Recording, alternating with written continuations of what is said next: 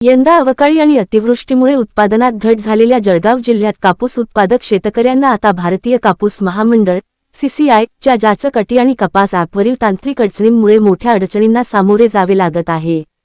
किचकट नोंदणी व स्लॉट बुकिंग प्रक्रियेत अडथळे निर्माण झाल्याने नोंदणी केलेल्या तसेच नोंदणी न करू शकलेल्या हजारो शेतकऱ्यांचा कापूस सीसीआय केंद्रावर विक्रीसाठी नेता आलेला नाही.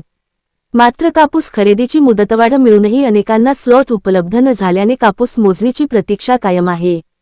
जिल्ह्यातील 15 सीसीआय केंद्रांपैकी काही ठिकाणी विक्रमी खरेदी झाली असली तरी अनेक केंद्रांवर खरेदी अत्यल्प झाल्याचे चित्र आहे.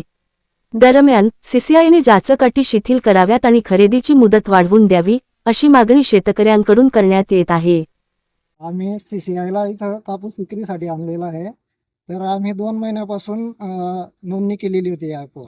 तर आज स्लॉट बुक झाला आणि त्याच्याही खूप जास्त अटी आहेत शासनाच्या.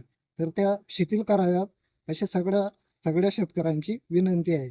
आणि जी शासनाची 27 फेब्रुवारीपर्यंत मुदत आहे ती शासनाने वाढवावी.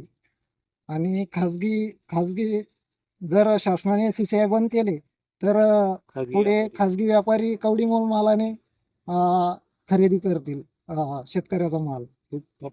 हो, अजून बऱ्याच शेतकऱ्यांचा माल बाकी आहे. काय नाव आपला? माझं नाव सुनील माधवराव पाटील, मुक्काम पोस्ट टाकळी प्रदेश, तालुका चाळीसगाव, जिल्हा जळगाव. कापूसचे जे स्लॉट बुक करतानाच आहे ते अजिबात होत नाही. परेशान झालो आम्ही.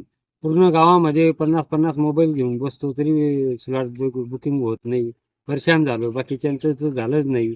आता हे कसं तरी झालं. आमचं 100 क्विंटल कापूस पडलेला आहे, फक्त 23 क्विंटलचा बुकिंग झालेला आहे. परत अजून खाजगी व्यापारी तर विचारतच नाही. 69 काय आणि फुकट भाव मागताय सर्व.